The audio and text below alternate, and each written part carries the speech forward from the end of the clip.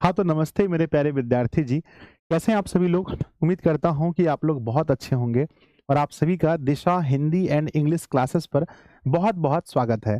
प्यारे बच्चों, जैसा कि आप लोग जान रहे हैं, अभी हम लोग कविता का डेली वन शॉट कर रहे हैं और कल हम लोगों ने जो हमारा क्लास हुआ था उसमें चैप्टर नंबर 9 का हम लोगों ने वन शॉट देखा था और आज हम लोग चैप्टर नंबर 10 का वन शॉट देखने वाले हैं। आइए बच्चों, हम लोग क्लास को शुरू करते हैं। उसके पहले आप सभी लोग जल्दी-जल्दी से इस क्लास में जुड़ जाइए और इस लाइव सेशन को अपने सभी दोस्तों के पास, जो भी दोस्त हैं भाई, शेयर बटन पे क्लिक कीजिए और सभी दोस्तों को शेयर कर दीजिए, क्योंकि हर चैप्टर हमारे लिए बहुत इंपॉर्टेंट है और एक चैप्टर का हमारे एग्जाम में कम से कम अगर हम वेटेज देखें तो 4 से 5 नंबर का वेटेज है बच्चों। आइए हम लोग शुरू करते हैं। जैसा कि आप लोग जान रहे हैं, आज हम लोग पढ़ने वाले हैं बिहार इंटर परीक्षा वर्ष 2026 के लिए हिंदी क्लास 12th का, जिसमें हम लोग काव्य खंड का चैप्टर नंबर 10 देखेंगे, जिसका नाम है अधिनायक। बच्चों, चैप्टर का नाम अधिनायक है। वन शॉट होगा, यानी एक ही क्लास में हम लोग सब कुछ देख लेंगे।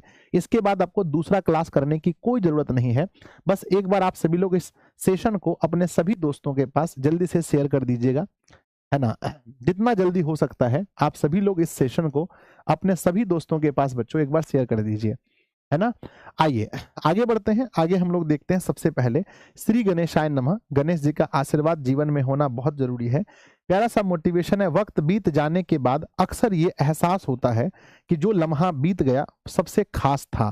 प्यारे बच्चों, बीते हुए समय को हम लोग कई बार याद करते हैं। आप लोगों ने आज मेरी एक वीडियो देखी होगी, एक छोटा सा वीडियो, जिसमें प्यारे बच्चों आप देखे होंगे कि हमने अपनी स्टोरी में, है ना, मैंने अपनी स्टोरी में एक लगाया था मेरा पुराना घर। बच्चों, जो मेरा, है ना, जो मेरा पुराना घर था उसकी मैंने तस्वीर लगाई थी, क्योंकि बच्चों आज पुराना घर जो है मेरा टूट गया और यहाँ पर जो है इसके बगल में मेरा न्यू घर बना है, नया घर बना है। एक तरफ तो प्यारे बच्चों नए घर की खुशी है कि भाई चलो अब हम नए घर में प्रवेश कर रहे हैं, लेकिन दूसरे तरफ इस बात का गम भी है कि हमारा पुराना घर टूट गया। तो जो बीते हुए समय होते हैं उसका बहुत हमें याद आता है, ये तो आप लोग को पता है बच्चों। मेरे साथ जुड़े हैं मेघा कुमारी, श्वेता है, सन्नी है, प्रियांशु है, दीपक है, सुजीत कुमार है, रोशनी कुमारी है, प्रभावती है और सहबाज कुमार है। चलिए आप सभी का बहुत बहुत स्वागत है। चलिए हम लोग शुरू करते हैं। प्यारे बच्चों, हम बात करते हैं क्रैश कोर्स के बारे में, जो अभी अपना दिशा का क्रैश कोर्स आया है। आप सभी लोग खूब प्यार दे रहे हैं इस क्रैश कोर्स का। हमें पता चला है कि आप लोग अपने दोस्तों को खूब बता रहे हैं कि भाई दिशा का क्रैश कोर्स परचेज कर लो, बहुत कम फीस में बहुत मजा आएगा, है ना। तो बच्चे, क्या आपने क्रैश कोर्स के बारे में अपने दोस्त को बताया? हाँ या ना बताइए कमेंट बॉक्स में जल्दी से। क्या आपने अपने दोस्त को बताया कि मैट्रिक का क्रैश कोर्स दिशा में सिर्फ और सिर्फ 251 रुपए में आया है? इंटर का क्रैश कोर्स 399 रुपए में आया है। फुल बैच के साथ मैट्रिक का 499 और इंटर का 1000 रुपए है। नहीं बताया है तो जरूर बता दीजिएगा। बच्चों, काव्य खंड की बात करें या गद्य खंड की बात करें, कुल चैप्टर हमें पढ़ने कितने हैं, है ना। अगर हम गद्य खंड की बात करें तो हमें कुल कितने चैप्टर पढ़ने हैं, तो कुल चैप्टर पढ़ने हैं बच्चों, गद्य खंड में भी हमें 13 चैप्टर पढ़ने हैं। और काव्य खंड की अगर हम बात करें, है ना, आज हम दूसरा स्टूडियो में पढ़ा रहे हैं बच्चों, वहाँ लाइट नहीं था तो मुझे दूसरा स्टूडियो में आके पढ़ाना पड़ रहा है। काव्य खंड की बात करें तो ये भी 13 है। 13 में से ये हमारा 10 चैप्टर आज हो जाएगा, तो बच्चों बस बचेगा 3 चैप्टर, जो कल 12 तारीख है, उसके बाद 13 तारीख है और फिर 14 तारीख है। तो 14 तारीख तक में हमारा क्या खत्म हो जाएगा? तो बच्चों याद रखना कि 14 तारीख को हम लोग काव्य खंड समाप्त कर लेंगे। उसके बाद हमारा कितना चैप्टर बचेगा? एक बार जल्दी से बताइए कितना चैप्टर बचेगा। उसके बाद हमारा चैप्टर बचेगा बच्चों, यहाँ 8 हो गया है, 5 चैप्टर बचेगा। 5 चैप्टर में जो हमारा 2 चैप्टर है, यहाँ पर भी वन शॉट करेंगे हम लोग, है ना। 2 चैप्टर यहाँ वन शॉट करेंगे, तो 2 चैप्टर के लिए 2 दिन लग जाएगा और 3 चैप्टर के लिए कम से कम 6 दिन, तो 8 दिन और लगभग बच्चों हम लोग इस महीने के लास्ट तक में खत्म कर लेंगे। क्या आप लोग तैयार हैं बच्चों? बताइए, क्या आप लोग तैयार हैं, है ना। क्या मेरे साथ इस महीने के लास्ट तक में बुक समाप्त करने के लिए तैयार हैं? तो प्यारा सा दिल बनाकर भेजिए कि गुरुदेव बिल्कुल हम लोग तैयार हैं। इस महीने के लास्ट तक में हम लोग हिंदी का बुक समाप्त कर लेंगे, है ना। उसके बाद क्रैश कोर्स जब शुरू होगा तो वहां पर हम लोग सब कुछ फिर से पढ़ेंगे। Yes yes yes yes yes, बहुत बढ़िया, बहुत सुंदर। चलिए तो प्यारे बच्चों, आज का हम लोग सेशन शुरू करते हैं। आइए, आज का जो कविता है बहुत आसान कविता, यानी इस कविता को समझने में आपको बहुत दिमाग नहीं लगेगा, एकदम हल्का कविता है। और अभी आपको पता है कि बिहार में किस चीज का माहौल है मेरे बच्चे? बिहार में अभी माहौल है राजनीति का। किस पर आधारित है? बिहार में अभी माहौल है, बिहार में अभी पूरा का पूरा माहौल किसका है? तो बच्चों पॉलिटिक्स का है ना? पॉलिटिक्स का पूरा माहौल है, क्योंकि बिहार में बच्चों होने वाला है अभी विधानसभा का चुनाव। तो बिहार में अभी बच्चों पॉलिटिक्स का है। और ये जो कविता हम लोग पढ़ने वाले हैं, ये कविता भी बच्चों किसके पर है? तो ये कविता भी जो है आम लोग, है ना, आम जनता, है ना, आम जनता और प्यारे बच्चों और शासक के बारे में इस कविता में कहा गया है ना, जो शासन कर रहे हैं लोकतांत्रिक देश में भी। जबकि लोकतांत्रिक देश में भगवान कौन होता है? कमेंट बॉक्स में लिखिएगा, है ना। जो भी देश लोकतांत्रिक है वहां पर सब कुछ कौन होता है? बताइएगा, है ना। हु इज एवरीथिंग, है ना, हु इज एवरीथिंग बच्चों, हु इज एवरीथिंग, सब कुछ बच्चों अगर हम देखें तो जो वहां की जनता होती है, जनता ही सब कुछ होती है ना। लोकतांत्रिक देश में जनता ही सब कुछ होती है।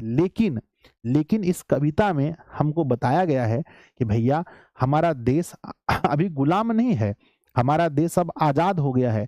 फिर भी बच्चों कैसे कैसे, है ना, फिर भी जनता की स्थिति कैसी है? और यहाँ पर जो शासन करने वाले लोग हैं, जो अपने आप को क्या समझते हैं बताइएगा? क्या समझते हैं बच्चों? अधिनायक। क्या समझते हैं? अधिनायक। नायक को बच्चों इंग्लिश में बोलते हैं हीरो, और अधि मतलब बड़का हीरो कह सकते हैं, यानी कि बिग, है ना मेरे बच्चे, बिग हीरो। यानी अपने आप को कौन ऐसे लोग हैं? इस कविता में बताया गया है कि प्यारे बच्चों कि जब लोकतांत्रिक देश में सब कुछ जनता ही है, तो अपने आप को कौन ऐसे लोग हैं जो अपने आप को बड़का हीरो समझते हैं? सीधा अगर, है ना, ठेठ भाषा में बोलें तो अपने आप में कौन है ऐसे जो अपने आप को बड़का हीरो समझते हैं? वही हम लोग पढ़ने वाले हैं। आइए हम क्लास को शुरू करते हैं। सबसे पहले बच्चों जो चैप्टर है, चैप्टर का नाम आप देख सकते हैं काव्यखंड, अध्याय नंबर 10। चैप्टर है अधिनायक, जिसके कवि का नाम है रघुवीर सहाय। शॉर्टकट में रघुवीर को हम आर कहेंगे। मेरे बच्चे ध्यान दीजिएगा, रघुवीर जी को हम आर कहेंगे, सहाय को एस कहेंगे। तो बच्चों आर एस क्या लिखेंगे, है ना। जो कवि का नाम है वो आर एस है, कवि का नाम आर एस है। आइए बच्चों कवि के बारे में जानते हैं, कवि जी के परिचय के बारे में, कवि परिचय के बारे में पढ़ते हैं। सबसे पहला कवि आर एस यानी रघुवीर सहाय। कवि रघुवीर सहाय का जन्म 9 दिसंबर 1929 को लखनऊ के उत्तर प्रदेश में हुआ था। ये दो बात याद कर लीजिए। आगे बढ़ते हैं बच्चों, कहते हैं निधन बच्चों 30 दिसंबर, यानी जन्म भी दिसंबर के महीने में और मृत्यु भी दिसंबर के महीने में हुआ। 9 दिसंबर को जन्म हुआ था और मृत्यु कब हुआ मेरे बच्चे? मृत्यु हुआ है, ध्यान से देखेंगे, मृत्यु हुआ है 30 दिसंबर 1990 को। उनके पिता हरदेव सहाय थे, जो एक शिक्षक थे। एग्जाम में सवाल पूछा जाएगा कि रघुवीर सहाय के पिताजी का नाम क्या था? तो लिखिएगा रघुवीर सहाय के पिताजी का नाम हरदेव सहाय था। एग्जाम में क्वेश्चन पूछा जाएगा कि रघुवीर सहाय के पिताजी पेशे से क्या थे? तो लिखिएगा एक टीचर थे, यानी शिक्षक थे। उनकी शिक्षा की बात करें तो एमए तक, यानी मास्टर इन आर्ट्स, आर्ट्स मतलब एमए तक की उन्होंने, है ना, एमए की पढ़ाई की थी अंग्रेजी विषय में लखनऊ विश्वविद्यालय से। अगर आपसे पूछा जाएगा कि रघुवीर सहाय ने एमए किस विषय से किया था, तो कहना है बच्चों अंग्रेजी विषय से। और रघुवीर सहाय ने एमए की पढ़ाई कहां से पास की थी? तो लिखना है लखनऊ विश्वविद्यालय लखनऊ से। अगर यहां तक समझ में आ गया तो एक बार प्यारा सा दिल बनाकर भेजिए। रघुवीर सहाय के जन्म के बारे में, रघुवीर सहाय के मृत्यु के बारे में, रघुवीर सहाय के पिता के बारे में, पिता के पेशे के बारे में, पढ़ाई के बारे में। अगर आपके दिमाग में सब कुछ लोड हो गया है तो दिल बनाकर भेजिए। अगले स्लाइड में हमें पढ़ना है अभिरुचि। जैसा कि हमने कल भी कहा था, हर किसी की अलग अलग जगह अभिरुचि होती है। मेरी अभिरुचि पढ़ने में, पढ़ाने में, घूमने में, है ना, किसी ना बच्चों के साथ थोड़ा घूमने में, बच्चों की मदद करने में मेरी अभिरुचि है। वैसे ही कवि की अभिरुचि है संगीत सुनना, गाना सुनना बड़ा अच्छा लगता था कवि को, और फिल्म देखना। हे भगवान, बस दो ही अभिरुचि है, गाना सुनना और फिल्म देखना, फिर कवि कैसे बन गए, है ना। कहते हैं गतिविधियां, गतिविधि मतलब एक्टिविटी, क्या क्या एक्टिविटी इन्होंने की है। तो अपनी और समकालीन कवियों की कविता वाचन यानी पढ़ने के लिए कौमुदी नाम से एक कविता केंद्र की स्थापना की और उनका संचालन भी किया। तो बच्चों एग्जाम में पूछा जाएगा कि कवि रघुवीर सहाय ने, है ना, कवि रघुवीर सहाय ने अपने समकालीन कवि की रचना पढ़ने के लिए किस केंद्र की स्थापना की? कवि रघुवीर सहाय ने किस केंद्र की स्थापना की? तो जल्दी से लिखिएगा, है ना। कवि रघुवीर सहाय ने किस केंद्र की स्थापना की? तो कहना बच्चों कविता केंद्र की स्थापना की। और इस कविता केंद्र का नाम उन्होंने क्या रखा? उन्होंने कविता केंद्र का, अगर पूछा जाएगा कि किस कविता केंद्र की स्थापना की, तो कहना बच्चों कौमुदी। क्या नाम था? कौमुदी। कहते हैं सम्मान, इन्हें कौन कौन सा, है ना, इन्हें कौन सा सम्मान मिला है? इनकी एक किताब है जिनका नाम है लोग भूल गए, या बच्चों एक रचना है लोग भूल गए, रचना पर इन्हें साहित्य अकादमी पुरस्कार मिला है। बहुत इंपॉर्टेंट क्वेश्चन है, ये पूछा जाएगा। रघुवीर सहाय की किस रचना पर, या रघुवीर सहाय को किस रचना पर, है ना, रघुवीर सहाय को किस रचना पर साहित्य अकादमी पुरस्कार मिला है? रघुवीर सहाय को किस रचना पर साहित्य अकादमी पुरस्कार मिला है? तो कहना मेरे बच्चे लोग भूल गए। कौन सी रचना है?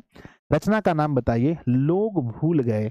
एक बार मैं फिर से रिपीट कर देता हूं, कवि की अभिरुचि जो है संगीत सुनना और फिल्म देखना है, और उन्होंने एक कविता केंद्र की स्थापना की जिसका नाम कौमुदी रखा गया, और लोग भूल गए रचना पर इन्हें साहित्य अकादमी पुरस्कार भी मिला है। बढ़ जाए आगे, बढ़े आगे, तो यस लिख करके भेजिए गुरुदेव, बढ़िए। लोड हो रहा है दिमाग में? हाँ, आगे बढ़ते हैं। अगले पेज में हमें पढ़ना है, अगले पेज में पढ़ना है वृत्ति, यानी इन्होंने बच्चों, इन्होंने जो कौन कौन सा कार्य किया है। कहते हैं कि इन्होंने, इनकी वृत्ति क्या है? अगर मेरे बारे में बोला जाए कि संजय सर की वृत्ति क्या है, तो हमने बच्चों जो जो काम किया वही सब लिखेंगे वृत्ति में। पत्रकारिता, यानी पत्रकारिता भी इन्होंने रिपोर्टिंग की है। कहते हैं कि नवजीवन लखनऊ से आरंभ इन्होंने, है ना, आरंभ किया, फिर समाचार विभाग आकाशवाणी नई दिल्ली, आकाशवाणी नई दिल्ली, फिर नव भारत टाइम्स नई दिल्ली में संवाददाता का काम किया। प्यारे बच्चों, आप लोगों में से कौन कौन ऐसे बच्चे हैं जो न्यूज देखते हैं? न्यूज देखते हैं, वहां पर बोलते होंगे कि है ना, मेरे साथ संवाददाता, है ना, मेरे साथ संवाददाता विजय कुमार जी हैं, मेरे साथ फलना कुमार जी हैं, चिल्ला कुमार जी हैं। तो आप लोग देखे होंगे कि प्यारे बच्चों यहाँ पर नव भारत टाइम्स में एक संवाददाता के रूप में इन्होंने काम किया, यानी कि बच्चों जहां जहां पर कुछ होता था तो रिपोर्टिंग करने जाते थे। कहते हैं कि वर्ष 1979 से लेकर 82 तक दीनमान समाचार साप्ताहिक जो नई दिल्ली के प्रधान संपादक के रूप में रहे हैं। बच्चों एक समाचार पत्र था। देखिए कुछ कुछ समाचार पत्र ऐसे होते हैं जो हर दिन निकलते हैं, पर कुछ कुछ समाचार पत्र ऐसे होते हैं जो हर दिन नहीं, सप्ताह में एक दिन निकलते हैं। तो प्यारे बच्चों एक बार मुझे बताइएगा कि सप्ताह में एक बार निकलने वाला कौन सा समाचार पत्र था जहां पर इन्होंने काम किया था? रघुवीर सहाय ने कौन सा साप्ताहिक समाचार पत्र था जिसमें काम किया था? तो कहना साप्ताहिक पत्र का नाम था दीनमान। जैसे अभी क्या है, दैनिक भास्कर है। अभी बच्चों कौन कौन सा निकला है? टाइम्स ऑफ इंडिया है। अभी और कौन कौन सा न्यूज़पेपर है? प्रभात खबर है। ये सब न्यूज़पेपर है, लेकिन उस समय जो साप्ताहिक न्यूज़पेपर था उसका नाम दीनमान था, और वहां पर उन्होंने प्रधान संपादक के रूप में, जो होते हैं प्रधान संपादक के रूप में यहाँ पर काम किए हैं 1979 से लेकर के 82 के बीच में।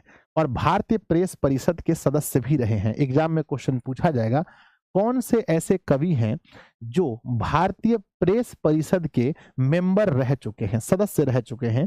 कौन से ऐसे कवि हैं जो भारतीय प्रेस परिषद के सदस्य भी रहे हैं? तो कहना बच्चों रघुवीर सहाय। क्या कहना? कमेंट बॉक्स में लिखना कौन से ऐसे कवि हैं जो भारतीय प्रेस परिषद के सदस्य रहे हैं? तो कहना बच्चों रघुवीर सहाय। RS लिखना है, रघुवीर सहाय। बढ़ते हैं हम लोग अगले पेज में। इतना डेप्थ क्वेश्चन नहीं पूछता है। अब इनकी कृतियां, कृतियां का मतलब होता है रचनाएं, इन्होंने क्या क्या लिखी है। तो बच्चों देखो सबको याद नहीं रखना है, बस एक बार पढ़ लेना है। अगर स्मृति में रहा तो ठीक है, नहीं रहा तो और अच्छा है, ज्यादा याद रखना जरूरी नहीं है। कविता है दूसरा सप्तक में एक कवि के रूप में शामिल हुए थे। सीढ़ियों पर धूल इनकी रचना है। आत्महत्या के विरुद्ध इनकी रचना है। हंसो हंसो जल्दी हंसो इनकी रचना है। लोग भूल गए इनकी रचना है। कुछ पत्रे कुछ चिट्ठियां। मेरे बच्चे सबसे खतरनाक तो है हंसो हंसो जोर से हंसो कितना हंसेगा भाई बताइए? हंसो हंसो जोर से हंसो, कितना जोर से हंसे बताइए?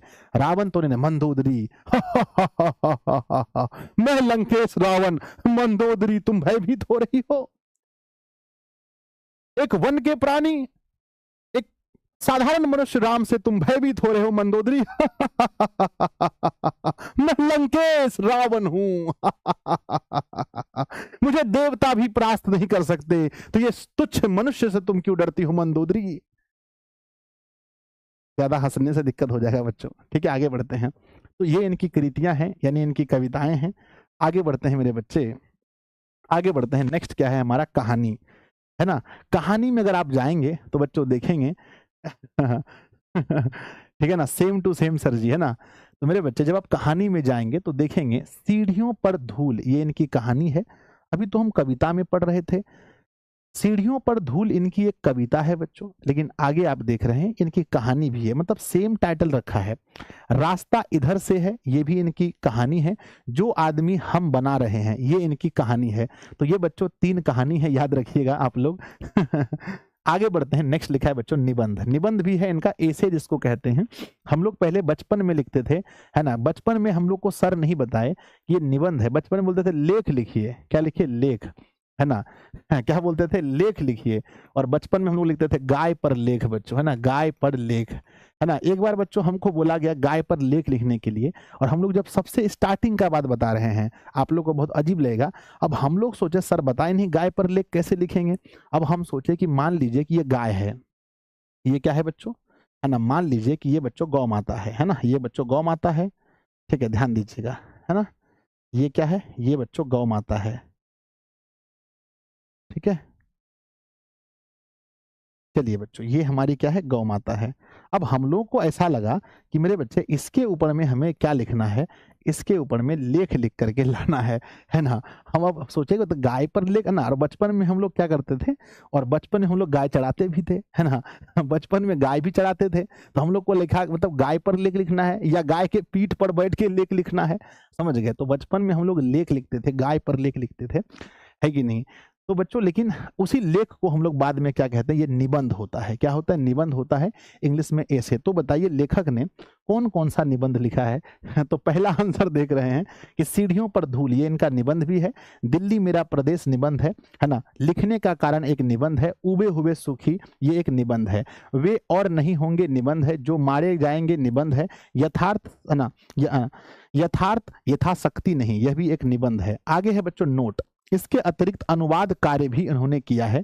संपूर्ण रचनावली 6 खंडों में राजकमल प्रकाशन नई दिल्ली से प्रकाशित हुई है। कहते हैं इन्होंने जितना भी अनुवाद किया है, रघुवीर सहाय ने जितना भी अनुवाद किया है मेरे बच्चे, है ना, रघुवीर सहाय ने जितना भी अनुवाद किया है, उस अनुवाद को कितने खंडों में बांटा गया है, एक बार कमेंट बॉक्स में लिखिए, है ना। रघुवीर सहाय के जितने भी अनुवाद हुए हैं उसमें से, है ना, उसे कितने खंडों में बांटा गया है। तो कहना बच्चों 6 खंडों में बांटा गया है। और रघुवीर सहाय द्वारा जितने भी अनुवाद किए गए हैं, वो सभी अनुवाद, वे सभी अनुवाद किस प्रकाशन से प्रकाशित हुए हैं, किस प्रकाशन से प्रकाशित हुए हैं। तो कहना है प्रकाशन का नाम है राजकमल, है ना, राजकमल नाम का प्रकाशन है, और यही से क्या हुआ है, प्रकाशित हुआ है। आगे बच्चों महत्वपूर्ण जानकारियां, कवि के बारे में कुछ और जानिए। रघुवीर सहाय 20वीं शताब्दी के उत्तरार्ध के एक प्रमुख कवि कवि तथा पत्रकार हैं। रघुवीर सहाय 6ठे दशक के प्रारंभ में ही अक्षय द्वारा संपादित प्रयोगवादी संकलन दूसरा सप्तक में एक कवि के रूप में प्रसिद्ध हुए। तो बच्चों आपसे अगर पूछा जाएगा कि रघुवीर सहाय, है ना, रघुवीर सहाय जो है वो बच्चों कैसे कवि हैं, कहना प्रयोगवादी कवि हैं। कैसे कवि हैं बताइए, है ना, रघुवीर सहाय कैसे कवि हैं। तो कहना मेरे बच्चे रघुवीर सहाय प्रयोगवादी कवि हैं, प्रयोगवादी कवि हैं। रघुवीर सहाय जी जो हैं वो बच्चों, रघुवीर सहाय का संबंध, ना, रघुवीर सहाय का संबंध किस सप्तक से है, किस सप्तक से रघुवीर सहाय का संबंध है। तो सप्तक का नाम बताइएगा। तो लिखिएगा बच्चों रघुवीर सहाय का जो संबंध है वो दूसरा सप्तक से है ना, पूछा जाएगा तो कहना बच्चों दूसरा सप्तक से है ना, दूसरा सप्तक से है। आगे बढ़ते हैं। नेक्स्ट अगला हमारा क्या आता है कि रघुवीर सहाय दूसरा सप्तक के 7 कवियों में शामिल थे बच्चों। आगे है यहाँ प्रस्तुत कविता उनके कविता संग्रह आत्महत्या के विरुद्ध से लिया गया है। अधिनायक एक व्यंग कविता है। व्यंग मतलब समझते हैं बच्चों, कौन कौन समझते हैं व्यंग का मतलब, चलिए यहाँ पर मैं आपको थोड़ा सा बता देना चाहता हूँ एग्जाम में यहाँ से 3 क्वेश्चन बनेगा। सबसे पहला क्वेश्चन बनेगा कि निम्नलिखित में से कौन दूसरे सप्तक के 7 कवियों में शामिल थे, है ना। निम्नलिखित में से कौन दूसरे सप्तक के 7 कवियों में शामिल थे, तो आपको ऑप्शन ढूंढना है बच्चों कौन, तो रघुवीर सहाय आंसर ढूंढ के मारना है, क्योंकि रघुवीर सहाय भी दूसरे सप्तक के 7 कवियों में एक शामिल कवि थे। अगला सवाल आता है कि जो हम लोग पढ़ रहे हैं अधिनायक कविता, ये किस कविता संग्रह से लिया गया है। देखिए बच्चों, पहले मान के चलिए कि 1 2 3 4 5 6 ठो कविता लिखें और 6 कविता को एक ठो किताब में रख दिए। जब 6 कविता को एक ठो किताब में रख देंगे तो ये कहलाएगा कविता संग्रह, कविता संग्रह कहलाएगा। और फिर यहीं से उठा करके हम इसको बिहार बोर्ड का सिलेबस में डाल देंगे, तो हम कहेंगे ना कि भाई ये जो कविता है जिसका नाम है अधिनायक, ये किस कविता संग्रह से लिया गया है, तो आत्महत्या के विरुद्ध। कविता संग्रह का नाम बताइएगा, आत्महत्या के विरुद्ध। आत्महत्या के विरुद्ध यह कविता संग्रह है। बच्चों ये कैसी कविता है, व्यंग कविता है। कुछ कविता होती है हास्य कविता, जिसमें बच्चों हंसने वाली बात होती है। मैंने तुमको देखा, तुमने मुझको देखा, रात को फिर चद्दर ओढ़कर मैं, फिर चद्दर ओढ़कर मैं सो गया दिन को। तो बच्चों ये कविता सुन के आपको क्या लग रहा है, हंसी लग रहा होगा। अब बच्चों है ना, ये सुन के आपको हंसी लग रहा होगा। कुछ कविता ऐसी होती हैं जो आपके अंदर जोश भर देती हैं, है ना। तानाशाह को देख लेंगे, उनकी तानाशाही उखाड़ कर फेंक देंगे, है ना। हम जनता हैं, जनता सिर्फ मिट्टी की मूरत नहीं, हमारे पास शक्ति है सरकार बनाने की। अब इसको सुनकर आपको क्या लगा होगा, इसको आपको लगा सर जी ये तो एकदम देश के प्रति लिखा गया है। अब कुछ कविता होता है बच्चों जो व्यंग किया जाता है, जैसे मान लीजिए, है ना, व्यंग का मतलब होता है ना, व्यंग का मतलब होता है कटाक्ष करना, यानी किसी के ऊपर क्या करना बच्चों, कटाक्ष समझते हैं, कटाक्ष करना समझते हैं, बोलिए हाँ या ना, है ना। कटाक्ष करना यानी बच्चों आप कह सकते हैं, है ना, कटाक्ष करना, या बच्चों आप ये कह सकते हैं, है ना, कि मतलब निंदा करना कह सकते हैं, निंदा, है ना, निंदा करना। तो ये है ना, तो बच्चों निंदा करना। तो ये जो कविता है इसमें जो नेता लोग हैं, जो देश के शासक लोग हैं, उसका निंदा किया गया है। तो क्या आप लोग तैयार हैं, हम कविता पढ़ें? पढ़ें तो बताइए, कविता पढ़ें? यस सर, समझते हैं।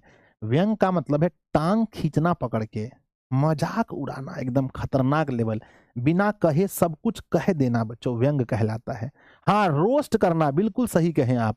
हाँ, ये तो हम अंग्रेजी वर्ड खोज रहे थे, अंग्रेजी मेरा थोड़ा गड़बड़ है ना। रोस्ट करना बच्चों, रोस्टिंग कविता कह सकते हैं, खतरनाक बच्चों। अभी रुको जरा, वही वाला कविता है, ठीक है ना। चलिए आइए, तो बच्चों देखते हैं, लेकिन आपको बहुत दुख लगेगा इस कविता में, आपको बहुत बच्चों दुख महसूस होगा। अधिनायक, है ना, अधि मतलब होता है बच्चों ज्यादा, और नायक जो अपने आप को ज्यादा हीरो समझे उसी को अधिनायक कहते हैं। बच्चों कविता में लिखा गया है, कविता में लिखा गया है राष्ट्रगीत में भला कौन वह भारत भाग्य विधाता है, फटा सुथन्ना पहने जिसका गुण गान, जिसका गुण गुण हर चरना गाता है। मेरे बच्चे कहते हैं कि जब राष्ट्रगान होता है, आप लोग देखे होंगे कि जब भी कभी बच्चों 15 अगस्त होता है, 26 जनवरी होता है ना, जहां पर भी कहीं पर जब राष्ट्रगान होता है तो प्यारे बच्चों वहां पर 2 तरह के लोग होते हैं। बोलो कौन कौन तरह के? एक लोग होते हैं जो आम आदमी होते हैं।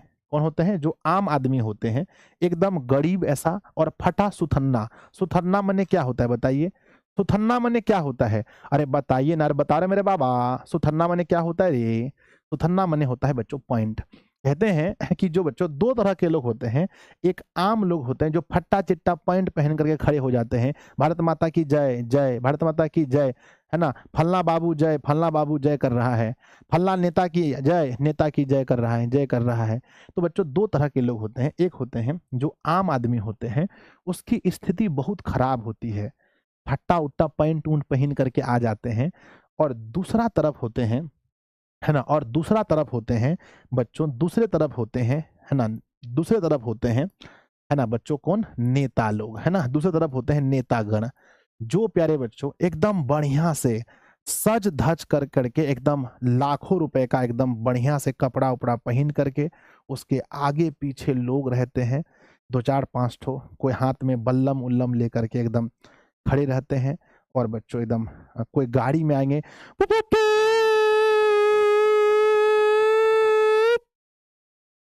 ऐसे करके बजते हैं। और आए एकदम, आने के बाद बच्चों है ना, बंदूक ठिचके ठिचके ठिचके ठिचके, बंदूक छूट रहा है तो ढुडुम ढुडुम ढुडुम ढुडुम तोप छूट रहा है, तब वो एकदम आए, बैठिए बैठिए बैठिए, आराम से बैठे। और बैठने के बाद राष्ट्रगान चालू हो। तो बच्चों दो तरह के लोग होते हैं, एक होते हैं जो बहुत बच्चों एकदम रईसी झाड़ने वाले लोग होते हैं, और एक होते हैं गरीब लोग। तो यहाँ पर क्या कहा गया है, अब आपको पूरा कविता समझ में आएगा, समझ लीजिए। अब यहाँ पर आपको पूरा कविता समझ में आएगा, फिर से मैं आपको पढ़ के बताता हूँ। कविता में कह रहा है, क्योंकि छोटा कविता है इसलिए मैं टाइम दे रहा हूँ, कि राष्ट्रगीत में भला कौन वह भारत भाग्य विधाता है, यानी कि भारत के भाग्य का विधाता, यानी कि भारत के भाग्य का कौन वह विधाता है। फटा सुथन्ना पहने जिसका गुण हर चरना गाता है। हर चरना किसका प्रतीक है, तो हर चरना आम जनता का प्रतीक है। तो बच्चों हम कह रहे हैं हर चरना, यहाँ तो हर चरना किसका प्रतीक है बताइए, कमेंट बॉक्स में लिखिए। हर चरना है ना, ऐसे एक लड़का का नाम है, ऐसे हर चरना एक लड़का का नाम है, लेकिन यहाँ पर हर चरना पूरी तरीके से किसको दर्शा रहा है, आम लोगों को दर्शा रहा है। कहते हैं कि हमारा देश आजाद है, हमारे देश में लोकतंत्र की स्थापना हो चुकी है। तो यहाँ पर आखिर कौन वह है जिसका हम लोग गुणगान करते हैं, आखिर वह कौन है जिसका हम लोग गीत गाते हैं, क्योंकि हमारा देश तो लोकतांत्रिक देश है। यहाँ पर गुणगान किसका होना चाहिए बताइए, यहाँ गुणगान तो जनता का होना चाहिए। राष्ट्रगीत में भला कौन वह भारत भाग्य विधाता है, फटा सुथन्ना पहने जिसका गुण हर चरना गाता है। अरे गुण तो जनता का होना चाहिए, तो फिर इन लोगों का गुण क्यों हो रहा है, आखिर ये कौन लोग हैं, इसको समझते हैं बच्चों। लिखा गया है कि कवि पूछ रहे हैं कि हमारे राष्ट्रगीत में जिस भारत भाग्य विधाता की बात की जाती है वह असल में कौन है। क्या वह गरीब आदमी है जो फटा हुआ कपड़ा पहनता है और जिसके अच्छे गुणों की, है ना, जिसके अच्छे गुणों की हर कोई तारीफ करता है ना।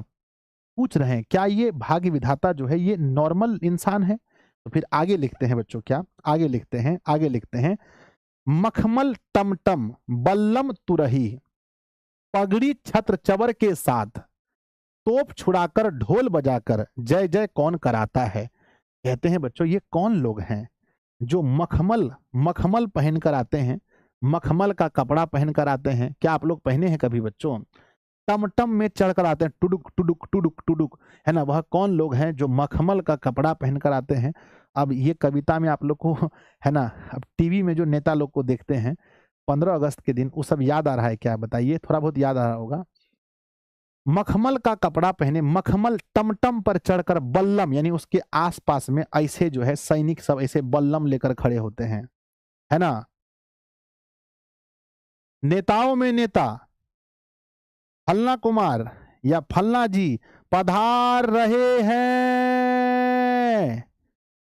तो बच्चों आप देखेंगे कि मखमल टमटम बल्लम तुरही पगड़ी, और बच्चों बढ़िया से पगड़ी बांध करके छत्र, और उसके ऊपर में एगो आदमी खड़ा लेकर रहेगा, ऐसे बड़का नियर छाता लेकर के आदमी रहेगा, ऐसे करके छाता पकड़ के रहेगा और आदमी यहाँ खड़ा रहेगा, यहाँ ध्यान दीजिए, है ना, यहाँ खड़ा रहेगा और बच्चों पगड़ी माथा में बांधा रहेगा।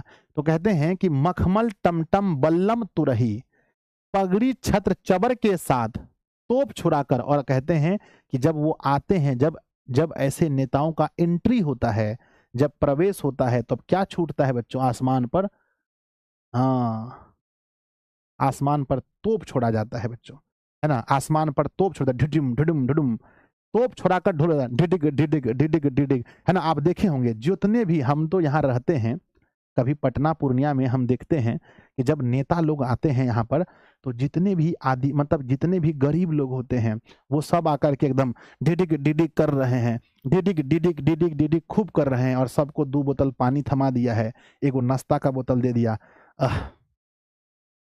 एकदम मन तृप्त हो जाता है।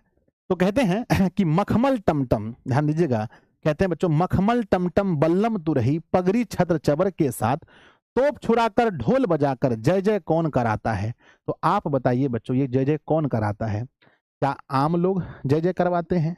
क्या आम जनता का इतना हिम्मत है कि जय जय करवा ले? नहीं सर, ये जय जय करवाते हैं आजकल के नेता लोग। आजकल के नेता लोग जय जय करवाते हैं। समझ गए? तो कवि फिर से प्रश्न पूछ रहे हैं आपसे।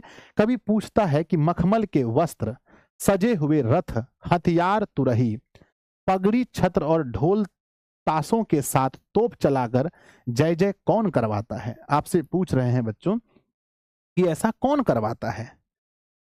फिर आगे कहते हैं, सुनिएगा, फिर आगे कहते हैं कि पूरब पश्चिम से आते हैं नंगे बूचे नरकंकाल। बच्चों, जब कहीं पर भी जब राष्ट्रगीत गाया जाता है तो क्या एक दिशा से लोग आते हैं या सब दिशा से? तो कहते हैं आम जनता देखिए आ रहा है, ध्यान देखो, देखो तो आ रहा है, आ रहा है, आ रहा है, देखो नया ना जनता आ गया, देखो देखो देखो आ रहा है जनता, भीड़ लग रहा है, भीड़ लग गया, देखो देखो आ रहा है, भीड़ लग गया, देखो देखो आ रहा है, भीड़ लग गया। तो जहां पर भी बच्चों राष्ट्रगीत होता है ना, वहां पर चारों तरफ से लोग आकर के भीड़ लगाते हैं। और वो लोग कैसे होते हैं बताइए? कवि लिखते हैं कि पूरब पश्चिम से आते हैं। देखिए, कविता में सब दिशा नहीं दिया गया है, नहीं तो कविता उतना मजेदार नहीं बनता। लेकिन खाली पूर्वे पश्चिम से थोड़ी आता है, हम लोग पढ़े लिखे हैं ना जी, आता होगा उत्तरो दक्षिण से ना, आते हैं चारों दिशा से। पर कविता में लिखा गया है कि पूरब पश्चिम से आते हैं नंगे बूचे नरकंकाल। बच्चों, कुछ लोग नंगे होते हैं, कोई कपड़े नहीं पहना है, गंजी हुंजी पहन के चल दिया ऐसे करके, कुछ लोग गंजी उंजी पहन के चल दिया है ना। और नंगे बूचे नरकंकाल, और देखने में शरीर कैसा लग रहा है? देखने में शरीर कैसा लग रहा है बताइए?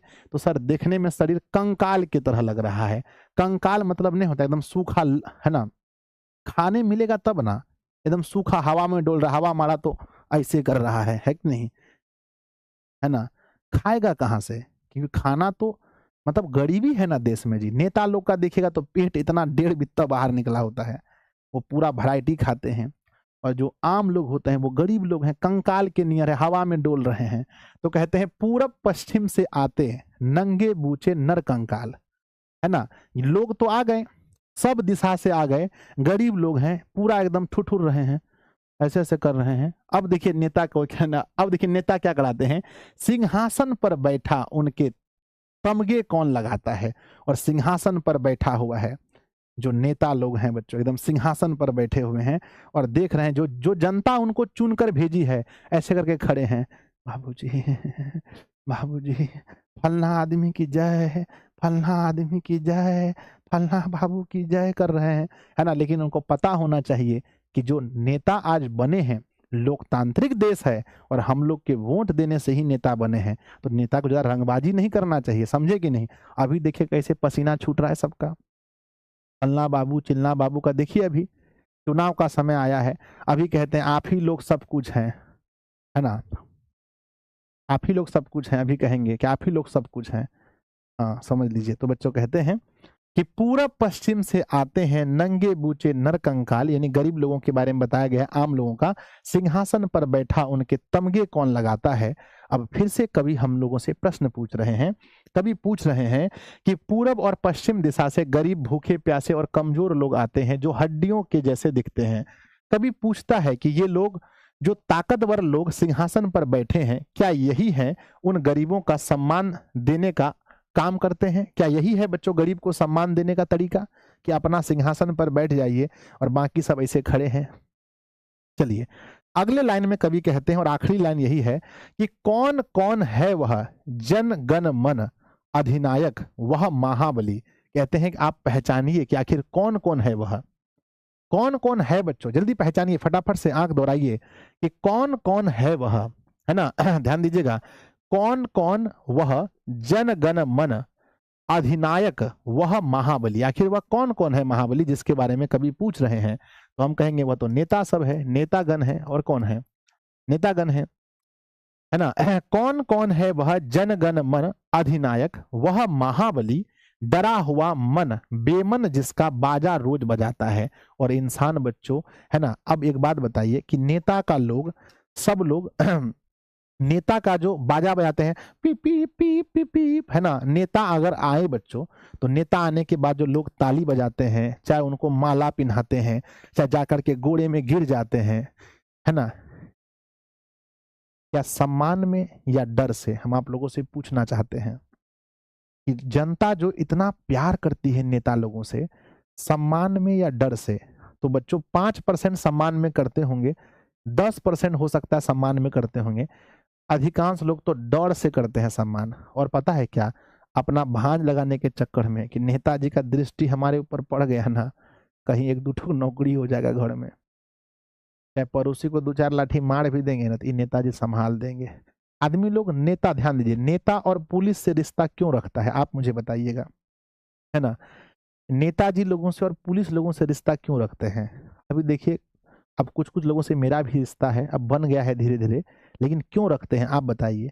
कि कहियो काम दे देगा, क्या पता कौन मुसीबत में काम दे दे, है कि नहीं? तो नेता लोग का यहाँ क्वेश्चन पूछ रहे हैं, आप लोगों से यहाँ पर क्वेश्चन पूछा गया है, सबसे क्वेश्चन पूछा गया है कि कौन कौन है वह जन गण मन अधिनायक, वह महाबली? आखिर कौन कौन महाबली है, डरा हुआ मन बेमन, जिसका बाजा रोज बजाता है और जनता जो है कि डर करके, बेमन, बिना मन से, मन नहीं है, खाली डर के कारण से जाप रहे हैं, फलना जी चिलना जी, फलना भैया चिलना भैया, फलना दीदी तलना दीदी कर रहे हैं मन से।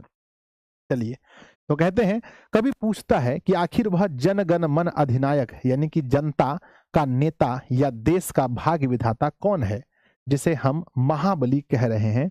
असल में तो वह खुद डरा हुआ है, पर लोग मजबूरी में उसकी तारीफ करते हैं और रोज उसकी गुणगान करते हैं। तो प्यारे बच्चों याद रखिएगा, मजबूरी में लोग ऐसा करते हैं। तो क्या आप क्वेश्चन आंसर किया जाए, बताइए। यानी यहाँ पर सीधी बात है कि कवि ने हर पंक्ति में हम लोगों से क्या पूछा है, कवि ने हर पंक्ति में हम लोगों से प्रश्न पूछा है, और कवि ये बताए हैं कि लोकतांत्रिक देश में, है ना, लोकतांत्रिक देश में जहां सब कुछ जनता के पास होना चाहिए, सम्मान जनता का होना चाहिए, यहाँ लोग अपनी अहमियत को भूल करके नेताजी को ही सब कुछ समझते हैं। हम एक वीडियो देखे थे इधर, आप लोग भी देखे होंगे, इधर पता है, इधर जो है कि अपने राज्य में शायद मतलब महिलाओं को 10-10 हजार रुपया मिला है, मेरे ख्याल से 10,000 रुपया करके मिला है महिलाओं को। यहाँ पर क्या करने के लिए मिला है?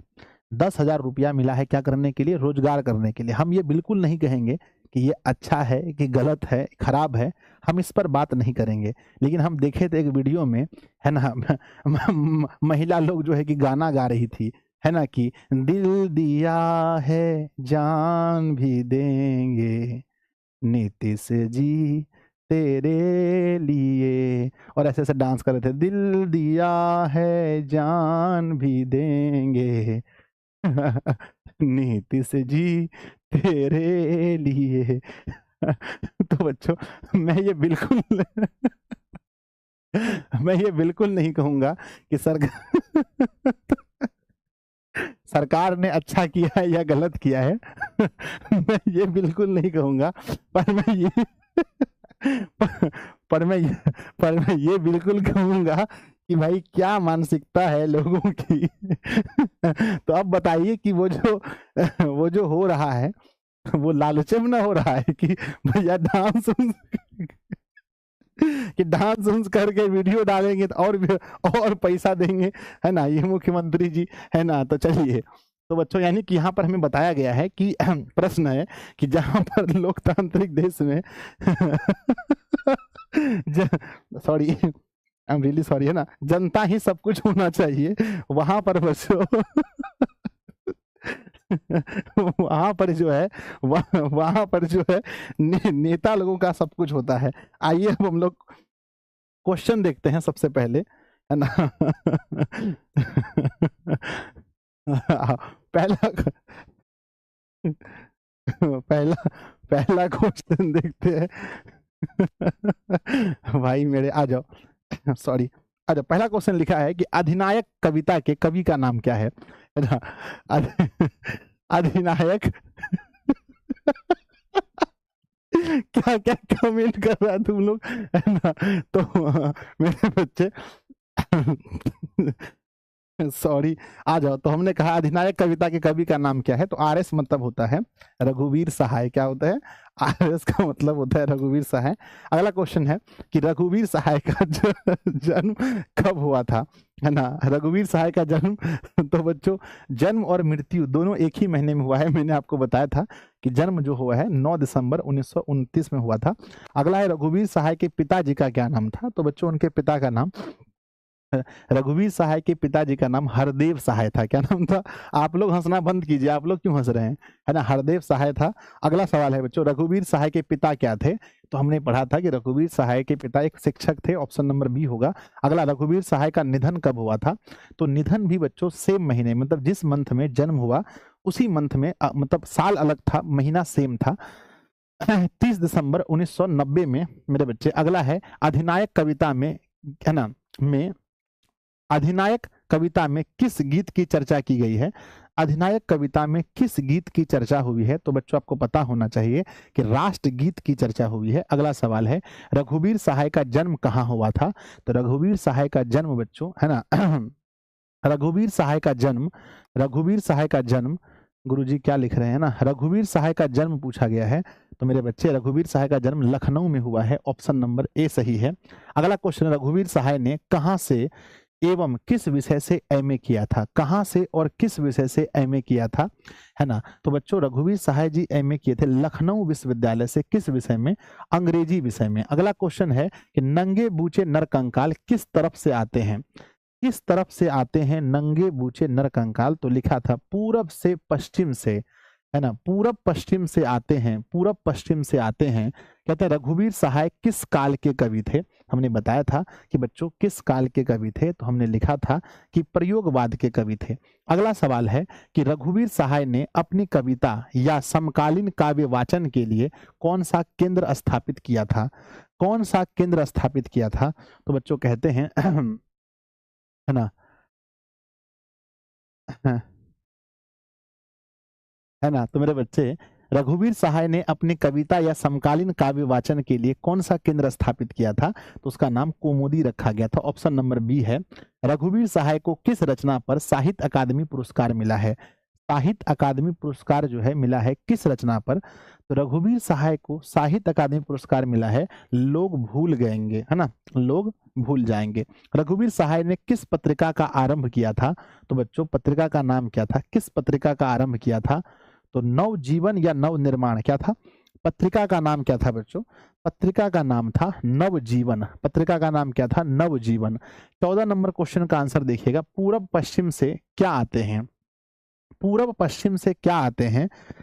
नंगे बूचे नरकंकाल, या सेठ जी आते हैं, या नेताजी आते हैं, या पुलिस आते हैं? तो आते हैं नंगे बूचे नरकंकाल, जो जनता लोग हैं वही आते हैं। अगला हमारा क्वेश्चन है कि रघुवीर सहाय ने आकाशवाणी दिल्ली के किस विभाग में योगदान दिया है? रघुवीर सहाय ने आकाशवाणी दिल्ली के किस विभाग में योगदान दिया है? तो साहित्य तो बिल्कुल नहीं था, गीत विभाग नहीं था, समाचार विभाग में उन्होंने योगदान दिया था। अगला क्वेश्चन देखेंगे, अधिनायक को देखकर लोगों के मन में क्या भाव उत्पन्न होता है? अधिनायक को देखकर लोगों के मन में, गुरुजी मेरे फुल कोर्स है, हम ऑफिस में कॉल करते हैं, फुल कोर्स कोड मांगते हैं तो आपका स्टाफ नहीं देता है। पहली बात बच्चों, स्टाफ मत भूलिए, क्योंकि स्टाफ शब्द अच्छा नहीं है। कोई स्टाफ नहीं है, ऑफिस में कार्य करने वाले सभी जो लोग हैं वो हमारे भाई बहन की तरह हैं। दूसरी बात कि अगर आपको क्रैश कोर्स के आप ले रखे हैं फिर भी आपको फुल कोर्स ले रखे हैं फिर भी क्रैश कोर्स का एक्सेस नहीं मिला है, तो आप गलत तरीके से एक्सेस ढूंढ रहे हैं। आपको क्रैश कोर्स के पोस्टर पर क्लिक नहीं करना है, यहाँ क्लिक करेंगे तो पेमेंट का ऑप्शन आएगा। हम 10 बार बोले हैं कि उसी कोर्स के अंदर में एक फोल्डर बना देंगे क्रैश कोर्स का, और जो भी इस क्रैश कोर्स में देंगे सब यहाँ आपको मिलेगा, ठीक है ना। तो आप लोग ये गलत फहमी में क्यों जीते हैं कि हम उस फोल्डर पे क्लिक क्यों करते हैं? तो ये बच्चों डर है, ये क्या है? डर है। अगला सवाल देखते हैं, अगला हमारा क्वेश्चन क्या होगा? हे भगवान, अगला सवाल हमारा क्या है? नेक्स्ट है, रघुवीर सहाय दीनमान के प्रधान संपादक कब बने थे? रघुवीर सहाय जी दीनमान के प्रधान संपादक कब बने थे? तो प्रधान संपादक 1979 ईस्वी में बने थे। रघुवीर सहाय ने नव भारत टाइम्स में किस रूप में योगदान दिया है? तो नव भारत टाइम्स में किस रूप में योगदान दिया है? तो सही उत्तर होगा विशेष संवाददाता के रूप में। हमारे साथ जुड़े हैं विशेष संवाददाता रंजीत जी। यस। अगला है कि अधिनायक कैसा है? अधिनायक अपने आप को क्या समझता है? महाबली मतलब बहुत बलशाली, या उदार समझता है, कृपण समझता है, शिक्षित समझता है? तो महाबली समझता है। अगला सवाल है, इनमें रघुवीर सहाय के निबंध संग्रह कौन से हैं? अब निबंध संग्रह कौन सा, इतना खतरनाक क्वेश्चन पूछा है। इसमें निबंध संग्रह बच्चों दिल्ली मेरा प्रदेश, यह एक निबंध है। यह एक निबंध है, दिल्ली मेरा प्रदेश, रघुवीर सहाय का। अधिनायक कहाँ पर बैठा है? सिंहासन पर, सोफा पर, जमीन पर या कुर्सी पर? अधिनायक कहाँ बैठा है इस कविता में? इस कविता में अधिनायक जी बैठे हैं सिंहासन पर। ऑप्शन नंबर ए सही है। अगला, रघुवीर सहाय ग्रंथावली कितने खंडों में प्रकाशित हुई है? रघुवीर सहाय की जो ग्रंथावली है वो 6 खंडों में प्रकाशित हुई है। अधिनायक को देखकर बाजा किस रूप में बजता है? कहते हैं बच्चों बाजा जो बजता है किस रूप में? तो मेरे बच्चे कहते हैं ये बेमन बजता है, बिना मन से बाजा बजाया जा रहा है। अगला सवाल देखेंगे। अगला सवाल है, रघुवीर सहाय ग्रंथावली कहाँ से प्रकाशित होती है? हम लोगों ने पढ़ा था कि रघुवीर सहाय ग्रंथावली राजकमल से प्रकाशित होती है। ऑप्शन ए सही है। अगला क्वेश्चन है, अधिनायक को क्या लगाया जाता है? तो अधिनायक को तमगा लगाया जाता है, तमगा, है ना, तमगा बच्चों, यानी कि उसकी, है ना, उसके जयकारे। रघुवीर सहाय किस सप्तक के कवि थे? हमने बताया था रघुवीर सहाय दूसरे सप्तक के कवि हैं। ऑप्शन नंबर बी होगा। इनमें कौन से रघुवीर सहाय की रचना नहीं है? सीढ़ियों पर धूल बिल्कुल है। हंसो हंसो जल्दी हंसो बिल्कुल है। मैं क्यों लिखता हूं ये नहीं है, लिखने का कारण भी है बच्चों। 27 नंबर का सही आंसर होगा ऑप्शन नंबर सी, मैं क्यों लिखता हूं ये नहीं था बच्चों इनकी रचना में। अगला है, अधिनायक कविता का संबंध किस गीत से है?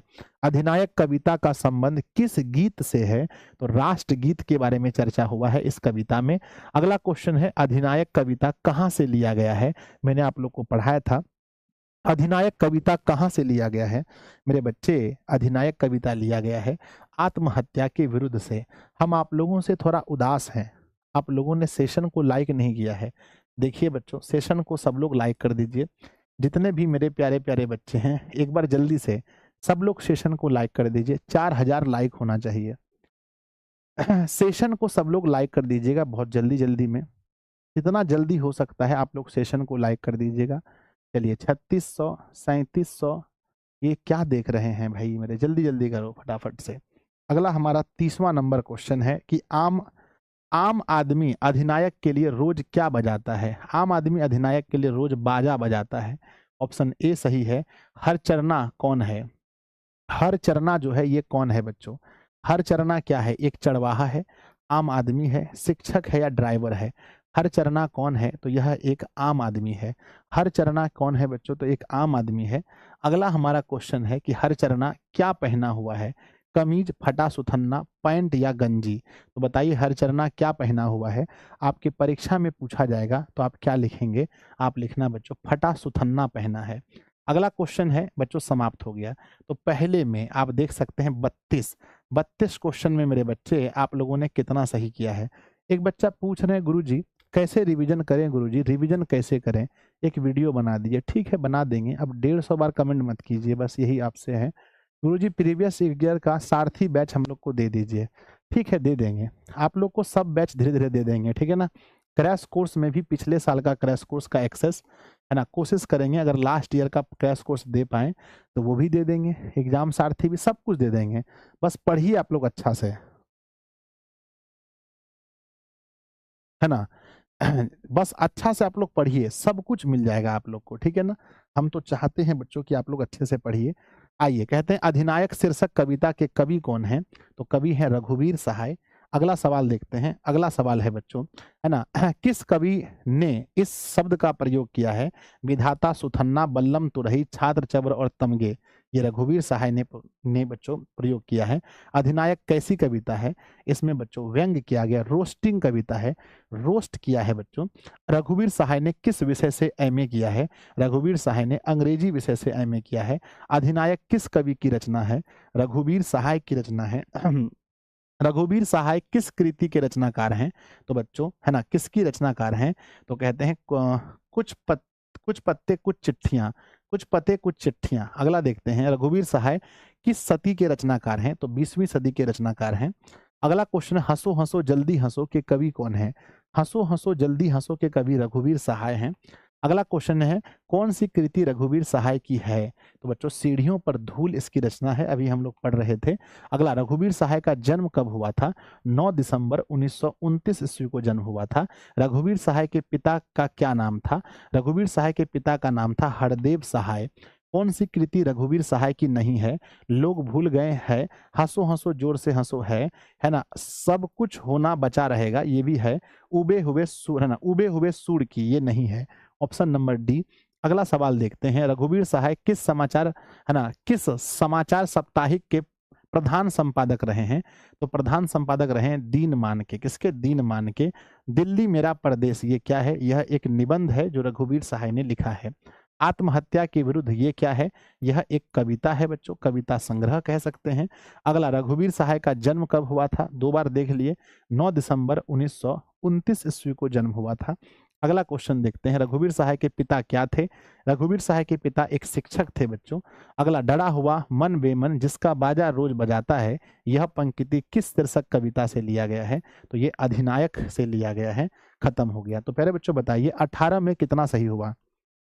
18 में, है ना। आपका पैर दर्द नहीं करता है गुरुजी? क्या अभी कुछ देर पहले 10वीं का क्लास लेकर के आए हैं, फिर हमारा क्लास ले रहे हैं? करता है बच्चों, देखिए दर्द करता है। देखिए सबसे पहले लिए 11 बजे 10th क्लास का मैथ, 10th क्लास का मैथ पढ़ाएं। 12 बजे पढ़ाएं 11th क्लास का मैथ।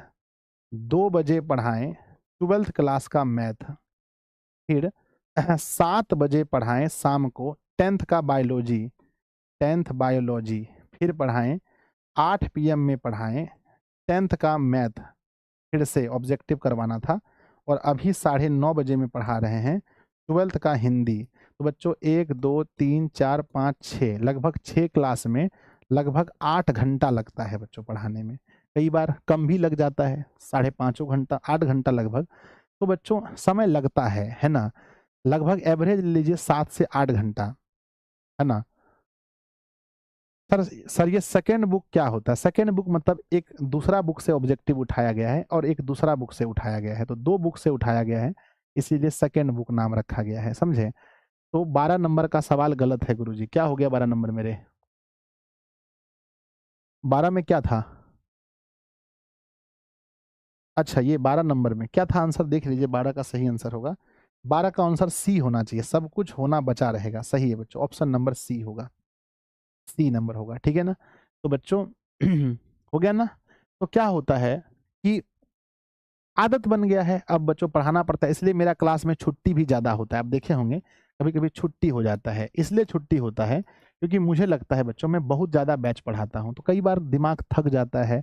और सिर्फ यही पढ़ाना नहीं है, उसके बाद पूरा ऑफिस को बच्चों, पूरा ऑफिस को एक बार मैनेज करना है, पूरा होम, पूरा घर में बच्चों देखना है, रिलेशन, है ना, रिलेटिव जितना है उसको भी देखना है। हाँ अभी कुछ दिन में ससुराल हो जाएगा, तो ससुराल को भी देखना पड़ेगा, है कि नहीं, समझे कि नहीं। हाँ चलिए तो बढ़ते हैं आगे मेरे बच्चे। अब हमारा लघु उत्तरीय क्वेश्चन देखते हैं, आराम से रहिएगा, 10 मिनट में पढ़ा देंगे। लघु उत्तरीय क्वेश्चन देखिएगा, 10 मिनट में पढ़ा देंगे। क्वेश्चन है बच्चों कि अधिनायक कौन है या अधिनायक का क्या अर्थ है? तो बच्चों अधिनायक कौन है यहाँ पर बताया गया है। अधिनायक का अर्थ है नेता या शासक। हमने पहले बोला था नेता ही अधिनायक है। आज के समय में अधिनायक बेईमान और दबंग नेता हैं जो देश पर राज कर रहे हैं और राजनीति, है ना, और जनता की गरीबी बढ़ा रहे हैं। तो अधिनायक कौन है आप लोग समझ गए, है ना। अधिनायक कौन है समझ गए कि नहीं? हाँ।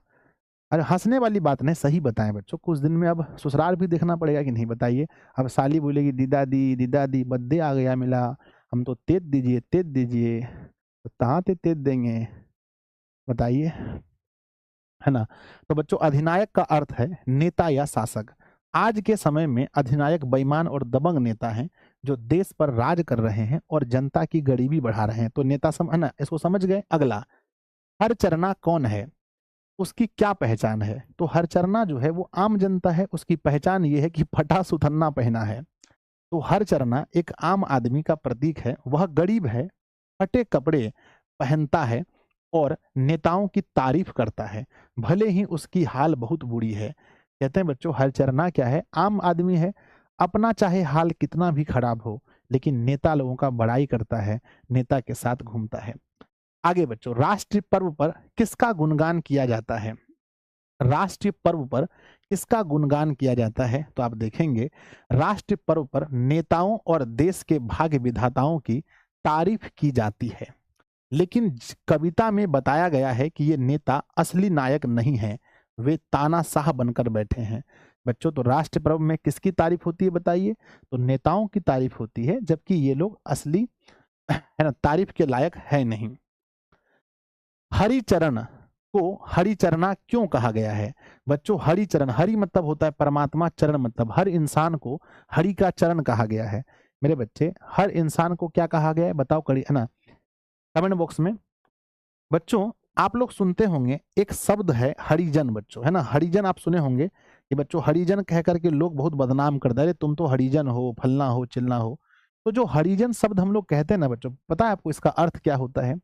हरिजन शब्द का अगर अर्थ समझ लाएंगे तो आप कभी भी बच्चों किसी भी जो हरिजन लोग होते हैं उसका कभी भी आप मजाक नहीं उड़ाएंगे, क्योंकि हरि का मतलब होता है बच्चों परमात्मा। हरि मतलब भगवान कह लीजिए और परमात्मा कह लीजिए, और जन मतलब होता है बच्चों, जन मतलब होता है लोग। जो जो हरि के यानी जो भगवान के खास लोग हैं उसी को हरिजन कहा गया है। तो अब बताइए बच्चों, क्या आप है ना क्या हरिजन कहकर किसी का मजाक उड़ाएंगे? वो तो हरि का जन है, यानी हरि का खास लोग है, उसे हरिजन कहा गया है, समझिए। तो कहते हैं कि हरिचरण को हरिचरना क्यों कहा गया है?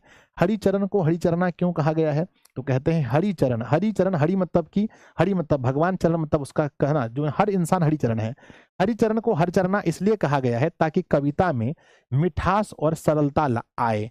हरिचरना आम जनता का प्रतीक है। तो हरिचरण को है ना, हरिचरण को मेरे बच्चे हरिचरना क्यों कहा गया है? हरिचरना इसलिए कहा गया ताकि कविता में थोड़ा सा मिठास आए, पढ़ने में अच्छा लगे, है ना। तो बच्चों कविता में मिठास लाने के लिए, कविता में मिठास लाने के लिए क्या लिखा है? और बच्चों हालत, कविता में मिठास लाने के लिए और हालत बच्चों खराब दिखाने के लिए और एकदम गरीबी दिखाने के लिए हरिचरण सुनने में अच्छा लगता है। हरिचरना बोलो थोड़ा मजाक वाला नाम लगता है, तो थोड़ा सा मजाक वाला नाम लगे, कविता में थोड़ा सा मिठास आ जाए, है ना। और हरिचरना बोलने से लग वो करता है कि पूरा गरीब आदमी है ना। थोड़ा सा भाव उत्पन्न करने के लिए ऐसा कहा गया है। उत्सव कौन और क्यों मना रहे हैं? अधिनायक शीर्षक कविता के आधार पर बताइए। कहते हैं कि हरिचरना यानी आम आदमी उत्सव मना रहे हैं, यह राष्ट्रीय पर्व है, लेकिन उसे असली मतलब नहीं पता। वह डर और दबाव में आकर मजबूरी में यह उत्सव मना रहे हैं और राष्ट्रगान गा रहे हैं। समझ गए? लिख देंगे तो बताइए, यस लिख करके बोलिए कि लिख देंगे गुरुदेव। लिख देंगे तो बताइए, यस सर लिख देंगे। चलिए आगे बढ़ते हैं। आगे लिखा है कि डरा हुआ डरा हुआ मन बेमन जिसका बाजा रोज बजाता है। यहाँ बेमन का क्या अर्थ है? बेमन का मतलब है कि बिना मन से, बिना इच्छा से। बेमन का अर्थ है मन से नहीं, यानी मजबूरी में या बिना इच्छा का, बिना इच्छा के। लोग डरकर नेता की तारीफ करते हैं पर उनका मन उसमें नहीं होता है। डरकर लोग तारीफ करते हैं, उसका मन उसमें शामिल नहीं होता है। चलो बच्चों, खत्म हो गया लघु उत्तरीय। लिख देंगे, लघु उत्तरीय लिख देंगे तो प्यारा सा दिल बनाकर भेजिए, गुरुजी गर्दा उड़ा देंगे। इस चैप्टर का लघु क्वेश्चन आते ही सब क्वेश्चन का गर्दा उड़ा देंगे। अब चलते हैं दीर्घ में। अब दीर्घ उत्तरीय सवाल पर चलते हैं। अब देखते हैं दीर्घ उत्तरीय सवाल। दीर्घ में सवाल पूछा गया है, पहला क्वेश्चन कि अधिनायक शीर्षक कविता का भावार्थ क्या है? भावार्थ यही है कि भैया अधिनायक शीर्षक कविता का भावार्थ यही है कि हमारा देश लोकतांत्रिक देश है और इस देश में भी जब राष्ट्रगीत होता है वहां पर हम सभी नेतागण का जय जयकार लगाते हैं, जबकि ऐसा हमें नहीं करना है। अधिनायक कविता रघुवीर सहाय ने लिखी है। इसमें आज के नेताओं और सत्ता में बैठे लोगों पर तीखा व्यंग किया गया है। कविता में बताया गया है कि आज भी आम आदमी की हालत नहीं बदली है। हरचरणा नाम का गरीब लड़का, गरीब बच्चा फटे पुराने कपड़े पहनकर स्कूल में झंडा फहराने जाता है और मजबूरी में राष्ट्रगान गाता है। कवि पूछता है आखिर यह अधिनायक कौन है जिसकी हर बार तारीफ की जाती है? कहीं यह तानाशाह बनने की चाह रखने वाले नेता तो नहीं? यह कविता सत्ता के दिखावे और आम जनता की मजबूरी का उजागर करती है। तो बच्चों इस कविता में दो चीज बताया गया है, एक तो सत्ता का जो लोग दिखावा कर रहे हैं और दूसरा आम लोगों की जो मजबूरी है। इन दोनों चीज को दर्शाया गया है। बढ़ते हैं आगे। अधिनायक शीर्षक कविता का केंद्रीय विषय क्या है? केंद्रीय विषय क्या है? तो लिखा है कि इस कविता का केंद्रीय विषय है जनता सॉरी केंद्रीय विषय है आज के नेताओं की तानाशाही और आम जनता की मजबूरी, है ना। नेता खुद को महान दिखाते हैं जबकि आम जनता गरीब और दुखी बनी रहती है। कवि ने इस स्थिति पर तीखा व्यंग किया है। तो यही बच्चों केंद्रीय विषय है इसका। दो चीज है, एक तो है नेता का दिखावा और दूसरा आम लोगों की मजबूरी। बढ़ते हैं बच्चों, एक सवाल और है कि भारत के राष्ट्रगीत जन गण मन अधिनायक जय हे से इस कविता का क्या संबंध है? इस कविता का क्या संबंध है हमारे राष्ट्रगीत से? जन गण मन राष्ट्रगान है जिसमें देश की महानता का गुणगान है, लेकिन अधिनायक कविता में अधिनायक शब्द का प्रयोग नेताओं की दबंगई पर व्यंग करने के लिए किया गया है। यह कविता बताती है कि आज के नेता तानाशाह जैसे बन गए हैं और जनता सिर्फ मजबूरी में उसका गुणगान करती है। तो बच्चों भारत के राष्ट्रगीत जनगण, ऐसे ये राष्ट्रगीत नहीं है, राष्ट्रगान है बच्चों, राष्ट्रगान है। राष्ट्रगीत तो दूसरा है ना, सुजलम सुफलम मैलम शीतलम।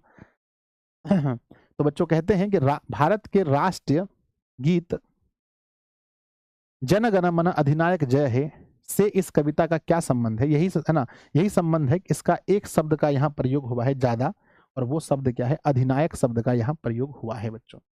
ठीक है, चलिए बढ़ते हैं आगे। आगे है बच्चों सप्रसंग व्याख्या। व्याख्या कर लेते हैं आप लोग, जल्दी हाथ उठाकर बताइए, क्या आप लोग व्याख्या कर लेते हैं? है ना, क्या आप लोग व्याख्या कर लेते हैं, हाँ या ना? यस गुरुजी, व्याख्या जरूर कर लेते होंगे। व्याख्या में पहले बच्चों आपको पहचानना है कि पूरब पश्चिम से आते हैं नंगे बूचे नर कंकाल, सिंहासन पर बैठा उनके तमगे कौन लगाता है। तो पहले आपको पहचानना है कि ये किस किस चैप्टर का है। तो प्रस्तुत पंक्ति रघुवीर सहाय रचित अधिनायक कविता से ली गई है। इसमें कवि दिखाता है कि देश के हर कोने में गरीब भूखे प्यासे लोग आते हैं जो कमजोर और असहाय हैं, फिर भी वे नेता का सम्मान करते हैं जबकि असल में वे खुद मदद के लायक हैं।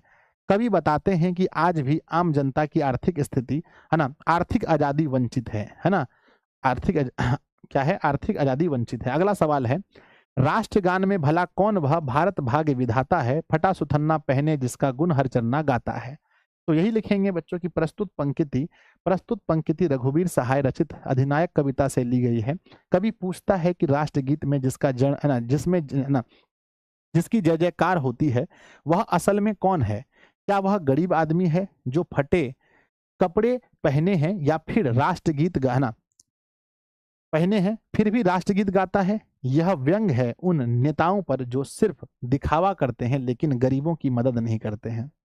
ठीक है, अगला हमारा है, लास्ट क्वेश्चन है बच्चों, लास्ट क्वेश्चन है, फटा सुथन्ना पहने जिसका गुण हर चन्ना गाता है। तो इसमें भी वही लिखेंगे कि प्रस्तुत पंक्ति रघुवीर सहाय रचित अधिनायक कविता से ली गई है। कवि कहते हैं कि हरचन्ना नाम का गरीब बच्चा राष्ट्रगीत गा रहा है जबकि उसके कपड़े फटे हुए हैं। आम जनता खासकर गरीब जो जो आम नेताओं है ना, जो आज आज भी नेताओं से दबे हुए हैं, उन्हें यह भी नहीं पता है कि किसकी तारीफ वो कर रहे हैं, है ना, किसकी तारीफ वो कर रहे हैं। हो जाएगा। चलिए बच्चों एक क्वेश्चन और है, मखमल टमटम बलना मखमल टमटम बल्लम तुरही पगड़ी छत्र चवर के साथ तोप छुड़ाकर ढोल बजाकर जय जय कौन कराता है? जय जय कौन कराता है? लिखेंगे प्रस्तुत पंक्ति रघुवीर सहाय रचित अधिनायक कविता से ली गई है। इस पंक्ति है ना, इस पंक्ति में कवि नेताओं के दिखावे पर व्यंग करता है। वे मखमल के कपड़े पहनते हैं, रथों पर चलते हैं, बाजा बजवाते हैं और उनका खूब सम्मान होता है, लेकिन ये असली भारत भाग्य विधाता नहीं है। ये तो सत्ता और शोहरत के भूखे हैं। इनकी वजह से आम जनता की हालत बदतर होती जा रही है। तो प्यारे बच्चों यही था आज का चैप्टर। कैसा लगा आप लोगों को एक बार कमेंट बॉक्स में लिखिएगा। हमने अपना 100% दिया है बच्चों, और आपको इस चैप्टर के बारे में सब कुछ पढ़ाया है। आपकी परीक्षा में सवाल आएगा तो बहुत इजीली आप बना पाएंगे। एक बार बताइए आप लोगों को चैप्टर कैसा लगा, है ना। चैप्टर 10 बच्चों कंप्लीट हो गया, कंप्लीट, है ना। जल्दी लिखिए कैसा लगा मेरे बच्चे, कैसा लगा एक बार जरूर बताइएगा कमेंट के माध्यम से। है ना। चलिए, अच्छा लगा, मस्त लगा, और एक दो बार पढ़ते रहेंगे, बीच बीच में पढ़ते रहिएगा, छोड़ना नहीं है ना, पढ़ते रहिएगा। चलिए, अब बताइए कि कल हम लोग कौन सा चैप्टर करेंगे। कल हमारा होगा चैप्टर नंबर 11। चैप्टर 11 हम लोग कल पढ़ने वाले, यानी कि बच्चों हम लोग इकाई अंक पर पहले चल रहे थे, 1 से लेकर 9 चैप्टर। आज हम लोग दहाई अंक पर पहुंच गए हैं, 11, 12, 13। 3 दिन और क्लास करेंगे तो हमारा काव्य खंड खत्म हो जाएगा। मिलते हैं अगली क्लास में, तब तक के लिए आप पढ़ते रहिए, हंसते रहिए, मुस्कुराते रहिए। और बच्चों याद रखिएगा, कल आपका थोड़ा सा रूटीन में चेंज हुआ है। कल बच्चों आपका फिजिक्स का वन शॉट होने वाला है। क्या आपको पता चला है? कमेंट बॉक्स में लिखिए, फिजिक्स का वन शॉट, है ना। कल फिजिक्स का वन शॉट आपका होने वाला है, इसलिए कल फिजिक्स वाले सर का जो क्लास है बच्चों, कल जो फिजिक्स वाले सर का क्लास है सुबह नहीं होगा। उस जगह पर हम क्या पढ़ाने वाले हैं आपको पता है ना। फिजिक्स का क्लास का वन शॉट कल होने वाला है, इसीलिए फिजिक्स के क्लास की जगह पर कल बच्चों सुबह मैथ्स का क्लास होने वाला है। मैथ्स कितने बजे? सुबह 7 बजे। 7 AM पर कल मैथ्स होने वाला है। आपको पता होना चाहिए कि 7 बजे हम कल मैथ्स पढ़ाएंगे आप लोगों को, और बहुत ही जल्दी आपको मैथ्स का भी वन शॉट देखने को मिलेगा। मैथ्स का वन शॉट बच्चों, है ना, वन शॉट। थोड़ा सा फ्री हो जाते हैं क्रैश को इधर थोड़ा सा, है ना। तो फिजिक्स का भी वन शॉट आप लोग को, सॉरी, मैथ का भी वन शॉट मिलेगा। थोड़ा वेट कर लीजिए, है ना। लव यू बच्चों, बाय। कल सुबह मिलते हैं 7 बजे, सुबह 7 बजे मिलते हैं। सर हम 10th के स्टूडेंट हैं, 12th का पढ़ रहे हैं, काहे पढ़ रहे हैं भैया? सर सिपाही की माँ चैप्टर का लॉन्ग व्याख्या नहीं डाला गया है। वह ऐसे कैसे हो सकता है? ठीक है, देखते हैं।